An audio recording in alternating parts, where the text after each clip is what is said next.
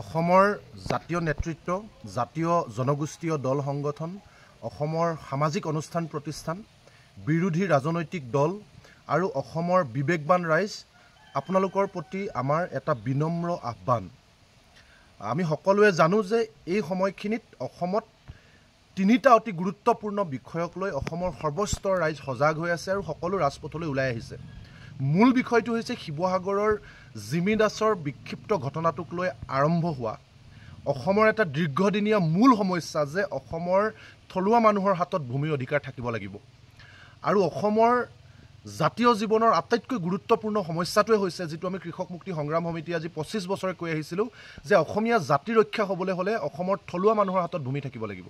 গতিকে আমাৰ ভূমিসমূহ যিহেতু বহিৰাগতই বিভিন্ন সময়ত নগৰ অঞ্চলতে হওক বা ৰাষ্ট্ৰীয় ৰাজ্যিক ঘাইপথৰ দুয়ো কাষেই হওক বা আটাইতকৈ মূল্যৱান ভূমিসমূহ যে অসমীয়া মানুহৰ হাতৰ পৰা গৈ আছে, এই কথাটোক লৈ সাংঘাতিক ধৰণৰ এটা সজাগতাৰ সৃষ্টি হৈছে। গতিকে এই বিষয়টো এটা গুৰুত্বপূৰ্ণ বিষয়। দ্বিতীয় বিষয়টো হৈছে যে চাৰিওফালে মূল্য বৃদ্ধি, মানুহ কুঙা হৈ থকাৰ সময়তে স্মাৰ্ট মিটাৰৰ জৰিয়তে বিদ্যুৎ বিভাগ APDCলে অসম চৰকাৰে সাংঘাতিক ধৰণে লুণ্ঠন চলাইছে। চৰকাৰে যিমানেই এই আন্দোলনক স্তিমিত কৰিবলৈ চেষ্টা কৰিছে, যিমানেই আশ্বাস দিছে, কিন্তু কোনো আশ্বস্তই কোনো পলিচিয়ে তেওঁলোকৰ কাম কৰা নাই, কাৰণ সৰ্বস্তৰ সাধাৰণ ৰাইজ ওলাই আহিছে। আৰু তৃতীয় বিষয়টো হৈছে এই দুয়োটা বিষয়ক লৈ অসমৰ ৰাইজ জাগ্ৰত হৈ থকাৰ সময়তে, আন্দোলিত হৈ থকাৰ সময়তে ঢিঙৰ যি দশম শ্ৰেণীৰ ছাত্ৰীগৰাকীক তিনিটাকৈ নৰপিশাচে যিধৰণে পৈশাচিকভাৱে তেওঁৰ ওপৰত ধৰ্ষণ কাণ্ড চলালে, তাৰ বিৰুদ্ধে সৰ্বস্তৰ ৰাইজ ওলাই আহিছে। তিনিওটা গুৰুত্বপূৰ্ণ বিষয়। প্ৰথম বিষয়টো হৈছে ভূমি অধিকাৰ, দ্বিতীয়টো হৈছে স্মাৰ্ট মিটাৰৰ জৰিয়তে লুণ্ঠন আৰু তৃতীয়টো হৈছে অসমৰ নাৰী সমাজৰ নিৰাপত্তা বা সুৰক্ষা। এই তিনিওটা অতি গুৰুত্বপূৰ্ণ বিষয়। তিনিওটা বিষয়ক লৈ ইতিমধ্যে অসম আন্দোলিত হৈ আছে, সকলো শ্ৰেণীৰ ৰাইজ ওলাই আহিছে। কিন্তু আমাৰ ৰাইজৰ প্ৰতি এটা বিনম্ৰ আহ্বান এই যে, কাৰণ আমি দেখিছোঁ যে এই মূল প্ৰথম যি দুটা বিষয়, ভূমি অধিকাৰ বিষয়, স্মাৰ্ট মিটাৰ বিষয়, এই বিষয় দুটাক তল পেলাবৰ কাৰণে চতুৰ মুখ্যমন্ত্ৰীগৰাকীয়ে এই শেহতীয়া ঢিঙৰ বিষয়টোক লৈ গোটেই আন্দোলন বা গোটেই সমাজখনক কেৱল মিয়াৰ বিৰুদ্ধে সংগ্ৰাম এই বিষয়টোতে সীমাবদ্ধ কৰিব বিচাৰিছে।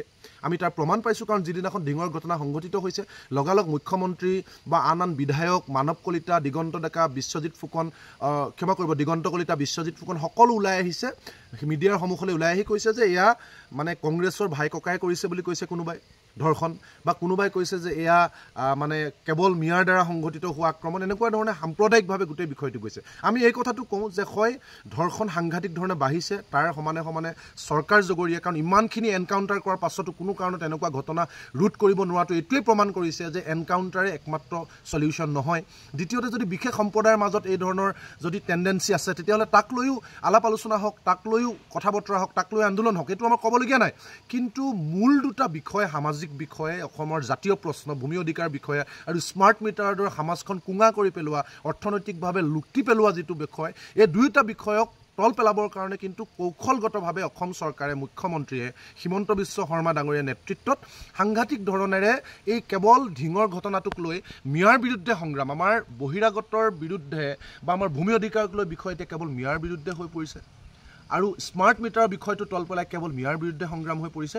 এই বিষয়টোৱে কিন্তু অসমীয়া জাতিটোক সাংঘাতিক ধৰণে ক্ষতি কৰিব। ইয়াৰ আগতো আমি এনেকুৱা ডাইভাৰ্ট কৰা বিভিন্ন বিষয় দেখিছিলোঁ চতুৰ মুখ্যমন্ত্ৰীগৰাকীৰ নেতৃত্বত।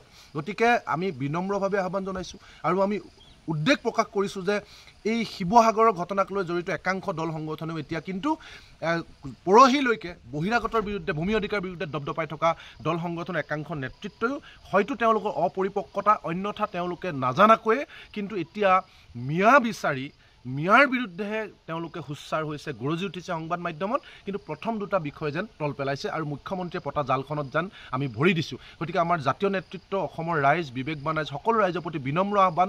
তিনিওটা বিষয় গুৰুত্বপূৰ্ণ বিষয়, গতিকে তিনিওটা বিষয় আমি সমানে আগবঢ়াই নিব লাগিব। ভূমি অধিকাৰ বিষয়, স্মাৰ্ট মিটাৰ বিষয় আৰু অসমৰ নাৰী সমাজৰ সুৰক্ষা, তিনিওটা বিষয়, এটা বিষয় যাতে আমি চৰকাৰৰ ছত্ৰছায়াত, চৰকাৰে পতা জালত ভৰি দি মূল বিষয়সমূহ যাতে তল পেলাই এটা মাত্ৰ বিষয়ত যাতে আমি কনচেনট্ৰেট নকৰোঁ, তাৰ কাৰণে আমি বিনম্ৰভাৱে আহ্বান জনাইছোঁ।